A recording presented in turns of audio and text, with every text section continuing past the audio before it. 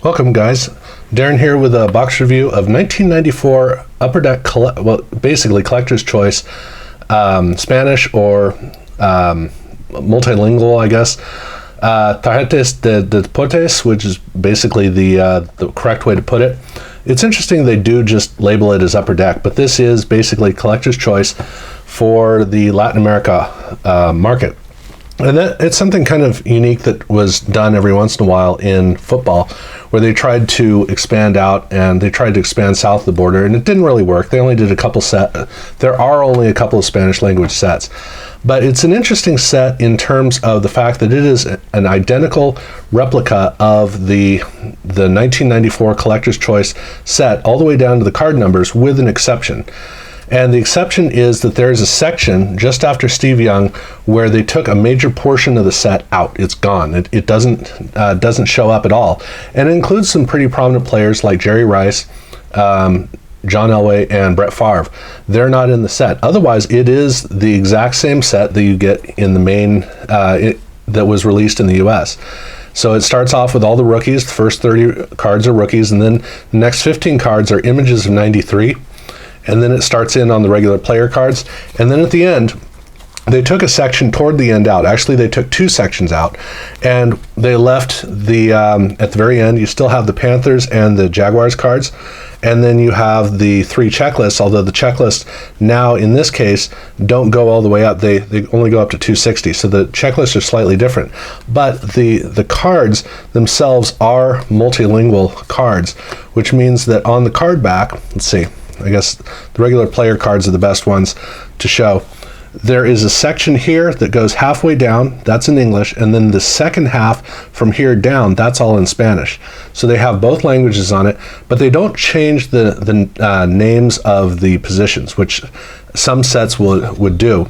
So it's basically everything is in English. This is identical. I mean, they say college, they say born, they say height. All of the words are in English. It's just they added some Spanish down here at the bottom. That's the only difference that these cards have from the American cards, except for the card numbering and the fact that there are no inserts, nor are there parallel cards in these packs.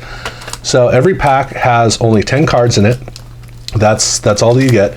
And it starts off with one rookie card, and then you get images of 93 card, and then you get two of these, and you get another images of 93, and then you get 5 more of these. Every single pack is that way, at least in this box.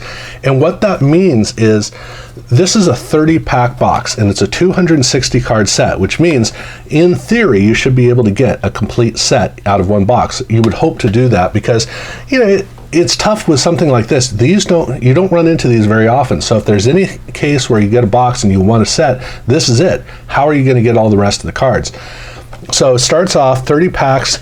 In this box, I got every single one of the rookie cards, the whole set of rookie cards, one each. So there were no doubles of these, and that was good because it set me up for the actual set. The problem is, with these, there were 2 of these in each pack. Well, there are 30 rookies. There are only 15 of the images of 93. So there are twice as many rookies than this, and yet there were twice as many of these in every pack, which means I got the equivalent of 4 sets of the images of 93. These are the doubles. And my word, I got a lot of doubles. So I got 3 of Washington, 2 doubles of Sharp, 4 of Bledsoe, 2 of Allen, 4 doubles of Bettis, 2 of Montana. You go on through 3 doubles of Emmitt Smith, and rounding it out, I got 4 doubles of Jerry Rice. Now, it's awesome to get all these doubles, but it begs the question, first and foremost, are these double printed, or more correctly, are these quadruple printed? Or did I just get some weird, bizarre box that just had tons and tons and tons of these loaded in? I don't know. I got to find that out. I got to find out if these are actually overproduced.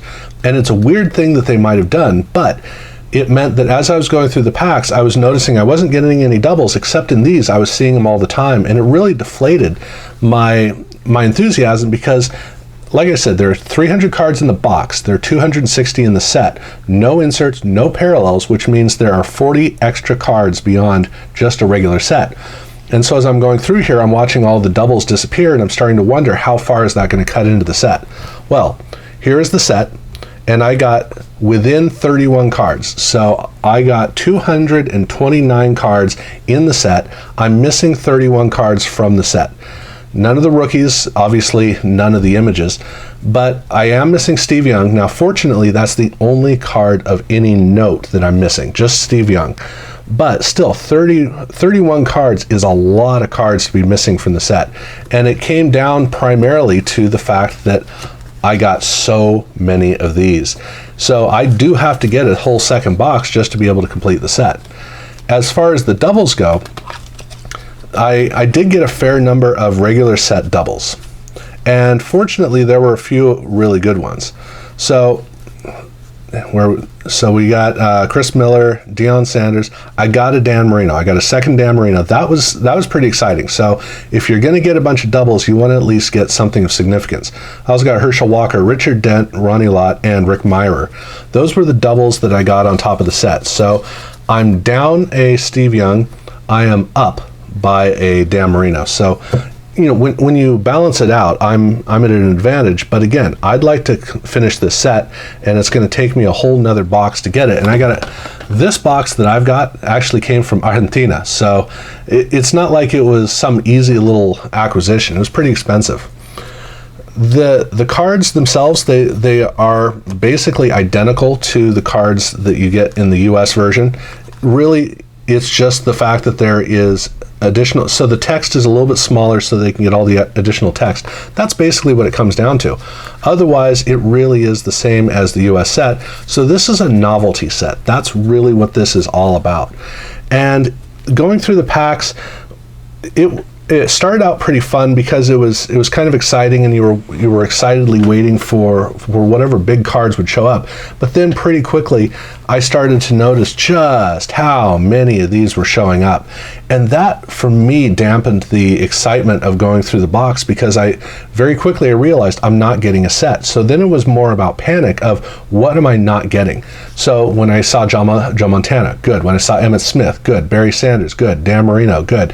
As I went through, and then I saw a second Dan Marino, I was able to pick up on it because I was paying attention. But it did hinder the enthusiasm I had for opening the box, because it wasn't about all the doubles. I knew where the doubles were. And when you get one double of one of these cards, it's pretty exciting. When you get two doubles of it, you know, this is Emmitt Smith, so he's going to be a pretty valuable card. But at some point, these aren't as valuable as the main cards in the set, and that's what you're realizing is you're getting a lot of second tier doubles. And so I wish that I could have enjoyed it a lot more, but otherwise it was pretty cool. And it is filled with stars. It may not have Elway and Favre or Jerry Rice, but it does have Trent Dilfer and Marshall Faulk, their rookie cards. It does have Montana, Barry Sanders, Drew Bledsoe, Dan Marino, Emmitt Smith, and Troy Aikman. And Jerome Bettis was in here too. I didn't pull his card out for some reason. Didn't notice it as I was going through prepping. But it is pretty good in that regard.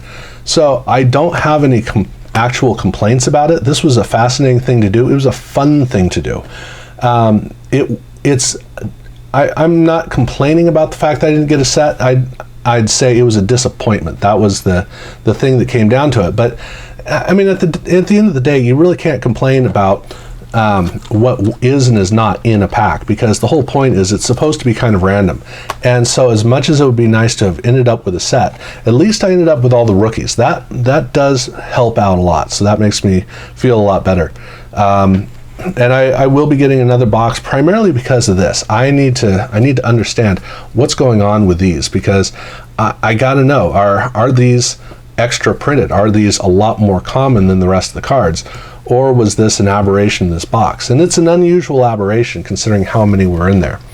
But other than that, it's a fascinating little thing to do, but this is the kind of thing that you do when you've been collecting for a long time and you want to find something that's just fresh and new and expands out what you're doing in the hobby. That's really what these are. They are, for us as collectors, these are more novelties.